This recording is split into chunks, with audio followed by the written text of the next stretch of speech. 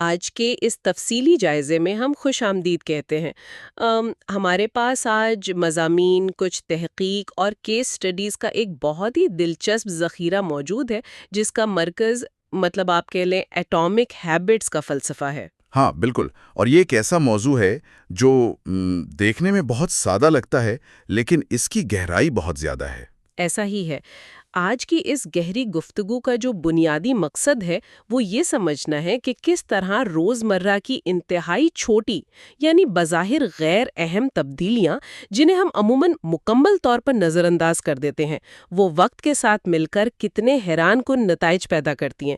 چلیں اس بات کو کھول کر دیکھتے ہیں، اور اس کا آغاز ہم ایک ہائی اسکول کی انتہائی سنسنی خیز اور سچی بات ہے کسی حد تک دردناک کہانی سے کرتے ہیں۔ جی، وہ بیس بال والی کہانی؟ ہاں ہاں، ایک طالب علم گراؤنڈ میں کھڑا ہے اور اچانک ایک بیس بال کا بیٹ کسی کے ہاتھ سے پھسل کر سیدھا اس کے چہرے پر ٹھیک دونوں آنکھوں کے درمیان آ کر لگتا ہے۔ یہ واقعی ایک ایسا لمحہ تھا جس نے سب کچھ بدل کر رکھ دیا۔ وہ ایک انتہائی خوفناک حادثہ تھا۔ بیٹ اتنی شدت سے ٹکرایا کہ اس طالب علم کی ناک کی ہڈی مکمل طور پہ ٹوٹ گئی۔ ایک بگڑی ہوئی شکل اختیار کر لی اس نے، کھوپڑی میں کئی فریکچر آ گئے اور آنکھوں کے حلقے ٹوٹ گئے۔ یہ سن کر ہی عجیب سی جھرجھری آ جاتی ہے۔ بالکل، اور بات یہاں ختم نہیں ہوئی۔ دماغ نرم ٹیشوز کے ساتھ کھوپڑی کے اندر جا ٹکرایا اور اس میں سوجن آنا شروع ہو گئی۔ اس کے بعد کی صورتحال مزید تاریک تھی۔ ہسپتال پہنچتے پہنچتے سانس کا رک جانا، دورے پڑنا، اور پھر ڈاکٹروں کا اسے میڈیکلی انڈیوس کوما میں ڈال دینا تاکہ دماغ کو مزید نقصان سے بچایا جا سکے۔ بالکل، اور پھر اس کے بعد ہیلی کاپٹر کے ذریعے ایک بڑے ہسپتال میں منتقلی۔ یہ مہینوں پر محیط ایک تکلیف دہ بحالی کا سفر تھا، جہاں اس شخص کو دوبارہ سے چلنا پھرنا سیکھنا پڑا، اور کئی ہفتوں تک تو اسے دوہرا دکھائی دیتا رہا۔ ہاں، وہ ڈبل ویژن والا مسئلہ۔ جی، لیکن یہاں جہاں یہ کہانی سب سے زیادہ دلچسپ ہوتی ہے وہ یہ صدمہ یا یہ حادثہ نہیں ہے، بلکہ وہ طریقہ ہے جس سے اس طالب علم نے زندگی میں واپسی کی۔ کالج کے دنوں میں جب اس کی زندگی بالکل بکھری ہوئی لگ رہی تھی، اس نے کوئی ڈرامائی یا معجزاتی چھلانگ نہیں لگائی۔ صحیح، اس نے کوئی راتوں رات بڑا کارنامہ انجام نہیں دیا۔ بالکل نہیں، اس نے محض جلدی سونے کی عادت اپنائی، اپنا کمرہ صاف رکھنا شروع کیا اور باقاعدگی سے وزن اٹھانے کی مشق کی، اور انہی بظاہر غیر اہم اور چھوٹی عادات نے اسے آگے چل کر ESPN اکیڈمک آل امریکن کے اعلیٰ ترین اعزاز تک پہنچا دیا۔ یہ کیس سٹڈی دیکھیں، اس بات کی ایک بہترین اور کلاسک مثال ہے کہ جب زندگی میں بڑے طوفان آتے ہیں یا انسان کسی گہری کھائی میں گر جاتا ہے تو عام طور پر یہی سمجھا جاتا ہے کہ بحالی کے لیے بھی اتنے ہی بڑے اور غیر معمولی اقدامات کی ضرورت ہوگی۔ ہاں، ہم سب ہی سوچتے ہیں کہ بڑی مشکل ہے تو حل بھی کوئی بہت بڑا ہی ہوگا۔ بالکل، لیکن سائنس اور نفسیات ہمیں بتاتی ہے کہ کامیابی یا مکمل بحالی راتوں رات کسی ایک بڑے عمل کا نتیجہ نہیں ہوتی۔ یہ انتہائی چھوٹے روزمرہ کے قدموں کا تسلسل ہے جو وقت کے ساتھ مل کر ایک بہت بڑا فرق پیدا کرتا ہے۔ ہم اکثر اس خاموش تسلسل کی طاقت کو یعنی اس کے اثر کو کمتر سمجھتے ہیں۔ اچھا، یہاں مجھے ایک الجھن ہو رہی ہے جسے میں چیلنج کرنا چاہوں گی۔ جی جی، ضرور بتائیں۔ یہ بات تو سمجھ میں آتی ہے کہ ایک انفرادی شخص جس کی زندگی ایک حادثے سے تباہ ہو گئی ہو، وہ چھوٹے قدموں سے اپنی زندگی دوبارہ تعمیر کر لے، لیکن کیا یہ اصول واقعی بڑے پیمانے پر یعنی پیشہ ورانہ اور انتہائی مسابقتی دنیا میں بھی کام کرتا ہے؟ کیا ایک بہت بڑی اور ناکام تنظیم صرف چھوٹی عادات کی بنیاد پر دنیا کی بہترین تنظیم بن سکتی ہے؟ یہ ایک بہت ہی زبردست سوال ہے۔ کیونکہ ہمارے ذرائع میں برٹش سائیکلنگ ٹیم کی کہانی موجود ہے جو اس سوال کا بڑا دلچسپ جواب دیتی ہے۔ 110 سال تک یہ ٹیم اتنی بری طرح ناکام رہی کہ یورپ کی ٹاپ سائیکل بنانے والی کمپنیوں نے انہیں اپنی سائیکلیں بیچنے سے بھی انکار کر دیا تھا۔ ہاں، ان کمپنیوں کو ڈر تھا کہ اگر دوسرے پیشہ ور کھلاڑیوں نے برطانوی ٹیم کو ان کا سامان استعمال کرتے دیکھا تو ان کی سیلز گر جائیں گی۔ یہ ان کی ساکھ کے لیے ایک بہت بڑا المیہ تھا۔ اور پھر 2003 میں ڈیو برالسفورڈ نے بطور پرفارمنس ڈائریکٹر چارج سنبھالا۔ اور انہوں نے کیا کیا؟ کوئی جادو کی چھڑی گھمائی؟ نہیں، بالکل نہیں۔ انہوں نے نہ تو کوئی جادوئی چھڑی گھمائی، نہ ہی کوئی یکدم بجٹ بڑھایا، بلکہ ایک نیا فلسفہ متعارف کرایا جس سے وہ کہتے تھے معمولی فوائد کو جمع کرنا، یعنی ایگریگیشن آف مارجنل گینز۔ ان کا نظریہ بہت سادہ مگر گہرا تھا کہ اگر سائیکل چلانے کے پورے عمل کو چھوٹے چھوٹے حصوں میں تقسیم کر دیا جائے اور ہر حصے میں صرف 1% بہتری لائی جائے تو جب یہ ساری بہتری جمع ہوگی تو نتیجہ حیران کن ہوگا۔ اور انہوں نے واقعی ہر چیز میں وہ 1% بہتری ڈھونڈی۔ سائیکل کی سیٹوں کو زیادہ آرام دہ بنایا، ٹائروں پر الکوہل رگڑا تاکہ گرفت بہتر ہو، کھلاڑیوں کو الیکٹریکلی ہیٹڈ اوور شارٹس پہنائے۔ جی بالکل۔ لیکن میں یہاں رک کر یہ پوچھنا چاہتی ہوں کہ انہوں نے کچھ ایسے کام بھی کیے جو بظاہر سائیکلنگ سے بالکل غیر متعلق لگتے ہیں۔ جیسے میں پڑھ رہی تھی کہ انہوں نے ایک سرجن کی خدمات لیں تاکہ کھلاڑیوں کو ہاتھ دھونے کا بہترین طریقہ سکھایا جا سکے۔ ہاں، تاکہ وہ بیمار نہ پڑیں۔ بالکل، اور انہوں نے ہر کھلاڑی کے لیے وہ مخصوص تکیا اور گدا ڈھونڈا جس پر اسے بہترین نیند آئے، یہاں تک کہ ٹرک کے اندر کا رنگ سفید کر دیا تاکہ گرد کے وہ چھوٹے ذرات بھی نظر آ جائیں جو سائیکل کی کارکردگی کو متاثر کر سکتے ہیں۔ میرا مطلب ہے، کیا واقعی ٹرک کو سفید پینٹ کرنے سے کوئی ٹیم اولمپک گولڈ میڈل جیت سکتی ہے؟ یہ تو محض ایک وہم سا لگتا ہے۔ یہ بہت اہم نقطہ ہے جو آپ نے اٹھایا۔ دیکھیں، بات صرف ٹرک کے سفید پینٹ کی نہیں ہے، بات اس نفسیاتی تبدیلی کی ہے جو اس پینٹ کی وجہ سے آتی ہے۔ اچھا، وہ کیسے؟ جب ایک پوری ٹیم مینجمنٹ سے لے کر کھلاڑیوں تک اس حد تک باریک بینی ہو جائے کہ وہ مٹی کے ایک ذرے یا ہاتھ دھونے کے طریقے میں بھی 1% بہتری تلاش کرنے لگے تو یہ ایک غیر معمولی کلچر کو جنم دیتا ہے۔ یہ معمولی فوائد اگر تنہا دیکھے جائیں تو شاید کوئی فرق محسوس نہ ہو، لیکن جب یہ سینکڑوں تبدیلیاں اکٹھی ہوتی ہیں تو ریاضی کا ایک سادہ اصول کام کرتا ہے۔ وہ ریاضی کا اصول کیا میں؟ اصول یہ ہے کہ اگر کوئی شخص روزانہ صرف 1% بہتری لاتا ہے تو 1 سال کے اختتام پر وہ تقریباً 38 گنا بہتر ہو چکا ہوتا ہے۔ ارے واہ، 38 گنا! جی ہاں، اور اسی ریاضیاتی جادو کا نتیجہ تھا کہ صرف 5 سال بعد برٹش سائیکلنگ ٹیم نے بیجنگ اولمپکس میں سڑک اور ٹریک سائیکلنگ کے 60% گولڈ میڈل جیتے اور 6 سالوں میں 5 بار ٹور ڈی فرانس کا ٹائٹل جیتا۔ کمال ہے! تو اس کا مطلب تو یہ ہوا کہ عادات دراصل خود کو بہتر بنانے کے عمل کا کمپاؤنڈ انٹرسٹ یعنی مرکب سود ہیں۔ اس نظریے کو سمجھنے کے لیے ہمارے نوٹس میں وہ ہوائی جہاز کی سمت بدلنے والی مثال بھی تو بہت شاندار ہے۔ بالکل، وہ میری پسندیدہ مثالوں میں سے ایک ہے نا؟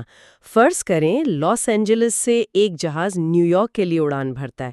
اگر پائلٹ ٹیک آف کے وقت جہاز کا رخ صرف 3.5 ڈگری موڑ لے، جو کہ رن وے پر شاید چند فٹ کا ہی فرق ہو، تو بظاہر یہ کوئی بڑی تبدیلی نہیں لگتی۔ ہاں، وہ محسوس بھی نہیں ہوتا اندر بیٹھے مسافروں کو۔ بالکل محسوس نہیں ہوتا، لیکن جب یہ معمولی سا زاویہ پورے برے اعظم کے سفر پر پھیلتا ہے تو وہ جہاز نیو یارک پہنچنے کے بجائے سیدھا واشنگٹن ڈی سی لینڈ کرے گا۔ یعنی بظاہر ایک بہت ہی معمولی سی تبدیلی طویل مدتی منزل کو مکمل طور پر بدل دیتی ہے۔ بالکل درست، اور یہی اصول انسانی رویوں پر بھی لاگو ہوتا ہے۔ لیکن مسئلہ یہ ہے کہ انسانی دماغ فوری نتائج کا عادی ہے۔ ہاں، ہمیں تو سب کچھ بس ابھی چاہیے۔ یہی تو، جب لوگ کوئی مثبت تبدیلی لاتے ہیں اور فوراً کوئی بڑا نتیجہ نہیں دیکھتے تو وہ مایوس ہو جاتے ہیں۔ اسے نفسیات کی زبان میں پوشیدہ صلاحیت کی سطح یا پلیٹو آف لیٹنٹ پوٹینشل کہا جاتا ہے۔ اسے سمجھنے کے لیے برف کے ٹکڑے کی مثال بہترین ہے۔ وہ کیسے؟ تصور کریں کہ ایک سرد کمرے میں میز پر برف کا ایک ٹکڑا رکھا ہے۔ کمرے کا درجہ حرارت 25 ڈگری ہے۔ درجہ حرارت آہستہ آہستہ بڑھتا ہے، 26، 27، 28، برف بالکل نہیں پگھلتی۔ صحیح۔ 29، 30، 31، اب بھی کچھ نہیں ہوتا۔ لیکن جیسے ہی 32 ڈگری ہوتا ہے، برف اچانک پگھلنا شروع ہو جاتی ہے۔ یہ تشبیہ تو اس عمل کی بہت گہری وضاحت کرتی ہے۔ اس کا مطلب ہے کہ جب درجہ حرارت 25 سے 31 ڈگری تک جا رہا تھا تو وہ توانائی ضائع نہیں ہو رہی تھی، بلکہ وہ بس جمع ہو رہی تھی۔ بالکل، وہ توانائی سٹور ہو رہی تھی۔ عام طور پر جب انسان کوئی نئی عادت اپناتا ہے، جیسے جم جانا یا کوئی نئی زبان سیکھنا، تو شروع کا وقت اسی طرح مایوسی کا باعث لگتا ہے کیونکہ نتائج نظر نہیں آ رہے۔ لیکن در حقیقت وہ محنت ضائع نہیں ہوتی، وہ جمع ہو رہی ہوتی ہے۔ اور یہی وہ مقام ہے جہاں دنیا کے بیشتر لوگ ہار مان لیتے ہیں۔ وہ توقع کرتے ہیں کہ ترقی ہمیشہ ایک سیدھی لکیر میں ہوگی، لینئر ہوگی، لیکن جب وہ 32 ڈگری والا لمحہ آخرکار آتا ہے اور برف پگھلتی ہے تو باہر کی دنیا اسے راتوں رات ملنے والی کامیابی کا نام دیتی ہے۔ جبکہ حقیقت میں اس ایک لمحے کی کامیابی کے پیچھے وہ تمام مہینے اور سال چھپے ہوتے ہیں جب بظاہر کوئی فرق نہیں پڑ رہا تھا۔ بالکل ایسا ہی ہے۔ اچھا، تو اگر یہ 1% بہتری اور یہ خاموش تسلسل ہی سب کچھ ہے، تو پھر ہماری پوری تہذیب، ہماری کمپنیاں اور ہمارے تعلیمی ادارے صرف بڑے اہداف یا گولز طے کرنے پر ہی کیوں سارا زور دیتے ہیں؟ یہ واقعی ایک بڑا تضاد ہے۔ مطلب ہم ہر جگہ سنتے ہیں کہ وزن کم کرنے کا گول بناؤ، کروڑ پتی بننے کا ہدف رکھو، سیلز ڈبل کرنے کا ٹارگٹ سیٹ کرو۔ اگر اہداف اتنے ہی اہم ہیں تو پھر ان پر تنقید کیوں کی جاتی ہے؟ یہ ایک بہت بنیادی سوال ہے۔ دیکھیں، اہداف طے کرنے میں 4 بہت بڑے مسائل ہیں جنہیں عام طور پر نظر انداز کر دیا جاتا ہے۔ پہلا اور سب سے بڑا مسئلہ یہ ہے کہ جیتنے والے اور ہارنے والے دونوں کے اہداف ایک جیسے ہوتے ہیں۔ واقعی؟ جی ہاں، ہر اولمپک کھلاڑی کا ہدف گولڈ میڈل جیتنا ہوتا ہے۔ ہر امیدوار کا ہدف نوکری حاصل کرنا ہوتا ہے۔ اگر ہدف کامیابی کی ضمانت ہوتا تو سب کامیاب ہوتے۔ اصل چیز جو فاتح کو ہارنے والے سے الگ کرتی ہے وہ ہدف نہیں، بلکہ وہ روزمرہ کا نظام ہے، وہ سسٹم ہے جس پر وہ عمل کرتے ہیں۔ یعنی ہدف صرف ایک سمت دکھاتا ہے لیکن منزل تک پہنچاتا نظام ہے۔ یہ بات تو کافی منطقی لگتی ہے۔ اور دوسرا مسئلہ کیا ہے؟ دوسرا مسئلہ یہ ہے کہ ہدف کا حصول صرف ایک لمحاتی تبدیلی ہے۔ مثال کے طور پر، اگر کسی کا کمرہ بہت گندا ہے اور وہ ہدف بناتا ہے کہ اسے صاف کرنا ہے، وہ ایک دن ہمت کر کے اسے صاف کر لیتا ہے، ہدف پورا ہو گیا۔ ہاں، کمرہ صاف ہو گیا۔ لیکن اگر اس کی وہ عادات تبدیل نہیں ہوئیں جو گند پھیلانے کا باعث بنتی تھیں، تو چند دن بعد کمرہ پھر ویسا ہی ہوگا۔ اس نے بنیادی وجہ کا علاج نہیں کیا، صرف اس کی علامت کا علاج کیا ہے۔ بالکل صحیح کہا۔ اور میرے خیال میں تیسرا مسئلہ ہماری ذہنی خوشی سے جڑا ہے۔ ہم غیر شعوری طور پر خود سے یہ شرط لگا لیتے ہیں کہ جب مجھے یہ ہدف مل جائے گا تب میں خوش ہوں گی۔ ہم اپنی خوشی کو ہمیشہ مستقبل کی کسی نامعلوم تاریخ پر ٹال دیتے ہیں۔ 100%۔ اور چوتھا مسئلہ بھی بہت دلچسپ ہے، جو طویل مدتی ترقی کے خلاف ہے۔ لوگ کسی خاص میراتھن ریس کے لیے مہینوں دوڑنے کی ٹریننگ کرتے ہیں، لیکن جیسے ہی ریس ختم ہوتی ہے ان میں سے اکثر دوڑنا چھوڑ دیتے ہیں۔ ہاں، کیونکہ اب وہ ہدف باقی نہیں رہا جو انہیں تحریک دے سکے۔ بالکل، اور اسی لیے نظام پر توجہ دینا زیادہ ضروری ہے۔ اس حوالے سے امریکن فٹ بال کوچ بل والش کا فلسفہ بہت مشہور ہے۔ ان کا ماننا تھا کہ اسکور خود اپنا خیال رکھ لے گا۔ اسکور خود اپنا خیال رکھ لے گا؟ کیا مطلب؟ مطلب، اگر ایک کوچ چیمپئن شپ جیتنے کا ہدف مکمل طور پر بھول جائے اور صرف اس بات پر توجہ دے کہ روزمرہ کی مشق بہترین ہو، کھلاڑیوں کی خوراک درست ہو اور حکمت عملی پر روزانہ 1% بہتری آئے، تو جیت خود بخود مقدر بن جاتی ہے۔ آپ اہداف کی سطح تک نہیں اٹھتے، بلکہ آپ اپنے بنائے ہوئے نظام کی سطح تک گرتے ہیں۔ کیا بات ہے! تو جب یہ نظام اتنا طاقتور ہے تو سوال یہ پیدا ہوتا ہے کہ انسانی ذہن میں یہ نظام کس بنیاد پر کھڑا ہوتا ہے؟ یہاں تبدیلی کے 3 درجات کو سمجھنا ضروری ہے، جنہیں ہم ایک پیاز کی تہوں سے تشبیہ دے سکتے ہیں۔ ہاں، وہ پیاز والی مثال۔ جی، پیاز کی سب سے باہری تہ نتائج ہیں، یعنی آؤٹ کمز۔ آپ کیا حاصل کرتے ہیں؟ درمیانی تہ نظام یا عمل ہے، مطلب پروسیس، آپ کیا کرتے ہیں؟ اور سب سے اندرونی اور گہری تہ شناخت ہے، یعنی آئیڈینٹی، کوئی شخص خود پر اور دنیا پر کیا یقین رکھتا ہے۔ اور یہی انسان سب سے بڑی غلطی کرتا ہے۔ زیادہ تر لوگ جب کوئی تبدیلی لانا چاہتے ہیں تو وہ آغاز باہری تہ یعنی نتائج سے کرتے ہیں۔ وہ کہتے ہیں مجھے وزن کم کرنا ہے، لیکن وہ اپنی اندرونی شناخت نہیں بدلتے۔ صحیح۔ اس کو سمجھنے کے لیے سگریٹ چھوڑنے والا 2 افراد کی مثال دیکھیں۔ اگر کوئی شخص انہیں سگریٹ پیش کرے تو پہلا شخص کہتا ہے نہیں شکریہ، میں سگریٹ چھوڑنے کی کوشش کر رہا ہوں۔ بظاہر یہ ایک بڑا معقول جواب ہے۔ بالکل لگتا ہے، لیکن گہرائی میں یہ شخص اب بھی خود کو سگریٹ نوش سمجھتا ہے جو کچھ اور بننے کی کوشش کر رہا ہے۔ اس کا عقیدہ نہیں بدلا۔ اور اس کے برعکس دوسرا شخص جواب دیتا ہے نہیں شکریہ، میں سگریٹ نوش نہیں ہوں۔ اوہ، الفاظ کا یہ فرق بظاہر معمولی ہے، لیکن یہ ایک مکمل نفسیاتی تبدیلی ہے۔ سگریٹ پینا اس کی ماضی کی زندگی کا حصہ تھا، اب کی زندگی کا نہیں۔ بالکل۔ مجھے ان نوٹس میں موجود وہ برائن کلارک نامی شخص کی مثال بڑی دلچسپ لگی۔ اس شخص نے ساری عمر اپنے ناخن چبائے اور کئی بار یہ عادت چھوڑنے کی ناکام کوشش کی، لیکن ایک دن اس کی بیوی نے اس کا مینیکیور کروا دیا۔ ہاں ہاں، اور پھر کیا ہوا؟ جب اس نے پہلی بار دیکھا کہ اس کے ناخن کتنے خوبصورت اور صحت مند لگ رہے ہیں تو اسے اپنے ناخنوں پر فخر ہونے لگا۔ یہ فخر اس کی نئی شناخت بن گیا۔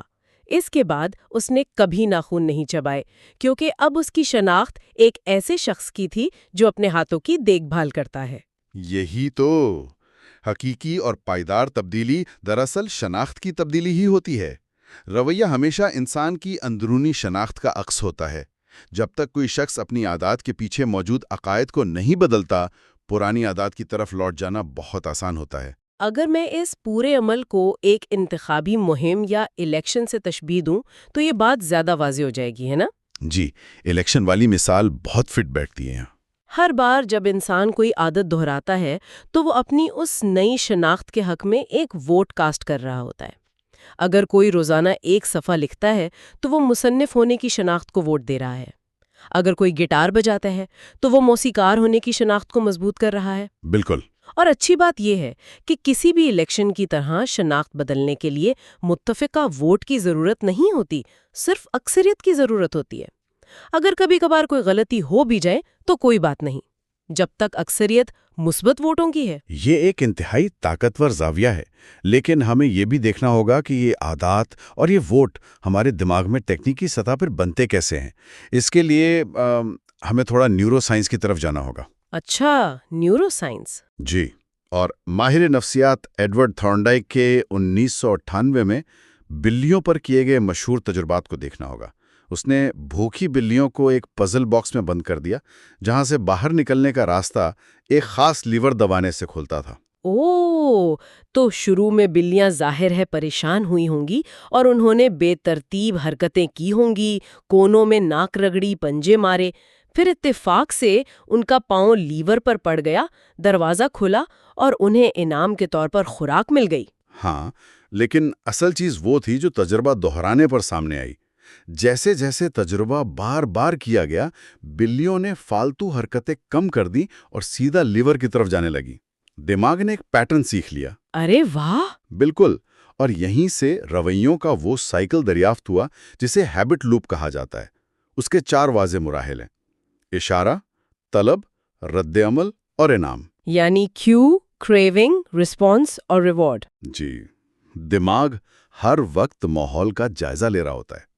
اشارہ وہ پہلی معلومات ہے جو دماغ کو بتاتی ہے کہ آس پاس کوئی انعام موجود ہے۔ یہ اشارہ انسان کے اندر ایک طلب پیدا کرتا ہے۔ اس طلب کو پورا کرنے کے لیے ایک رد عمل یا عمل ہوتا ہے، اور آخر میں وہ انعام ملتا ہے جو اس مخصوص طلب کو شانت کرتا ہے۔ لیکن میں یہاں ایک سوال اٹھانا چاہتی ہوں۔ اگر ہماری زندگی کا ہر چھوٹا بڑا عمل، یعنی صبح جاگنے سے لے کر رات سونے تک، صرف اشارہ، طلب، رد عمل اور انعام کے اس خودکار چکر میں پھنسا ہوا ہے، تو کیا اس سے انسان کی آزادی ختم نہیں ہو جاتی؟ یہ سوال بہت سے لوگ پوچھتے ہیں۔ ہاں، مطلب کیا ہم ایک طے شدہ پروگرام پر چلنے والی مشینوں کی طرح روبوٹک نہیں ہو جائیں گے، جن کا اپنا کوئی اختیار ہی نہیں؟ یہ ایک بہت عام اعتراض ہے، لیکن نیورو سائنس اس کے بالکل برعکس بتاتی ہے۔ آزادی چھینتی نہیں بلکہ حقیقی آزادی پیدا کرتی ہے۔ ذرا غور کریں، جن لوگوں نے اپنی صحت، صفائی یا پیسوں کی مینجمنٹ کی عادت کو خود کار نہیں بنایا، وہ ہمیشہ تناؤ کا شکار رہتے ہیں۔ اچھا، وہ کیسے؟ ان کا شعوری دماغ ہر وقت انہی بنیادی مسائل کو حل کرنے میں الجھا رہتا ہے کہ آج کیا پکاؤں، بل کب جمع کراؤں۔ دماغ عادات اس لیے بناتا ہے تاکہ وہ توانائی بچا سکے۔ جب روزمرہ کے بنیادی کام عادات کے ذریعے آٹومیٹک ہو جاتے ہیں تو انسانی دماغ کے پاس تخلیقی سوچ، نئے آئیڈیاز اور مشکل فیصلوں کے لیے زیادہ آزاد وقت اور ذہنی سکون میسر آتا ہے۔ یہ بات واقعی سوچ کا زاویہ بدل دیتی ہے۔ تو اب سوال یہ پیدا ہوتا ہے کہ اگر ہم اس نظام کا فائدہ اٹھانا چاہیں تو عملی زندگی میں عادات کو بنانے یا توڑنے کا آغاز کیسے کیا جائے؟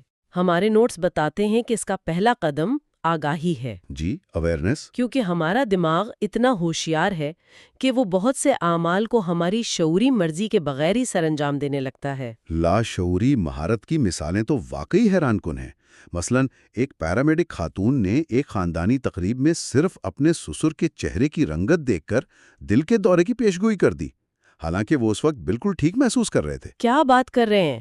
صرف رنگت دیکھ کر؟ جی ہاں، یا ریڈار آپریٹرز کی مثال لے لیں، جو ایک جیسی نظر آنے والی روشنیوں میں دشمن کے میزائل اور اپنے ہوائی جہاز کا فرق محض ایک احساس سے پہچان لیتے ہیں۔ دماغ بار بار کے تجربے سے ایسے پیٹرن پہچان لیتا ہے جو شعور کو نظر بھی نہیں آتے۔ لیکن مسئلہ یہ ہے کہ بری عادتیں بھی اسی طرح لاشعور میں چھپ جاتی ہیں، ہے نا؟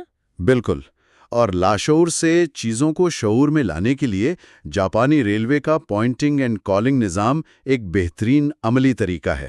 وہ کیا ہے؟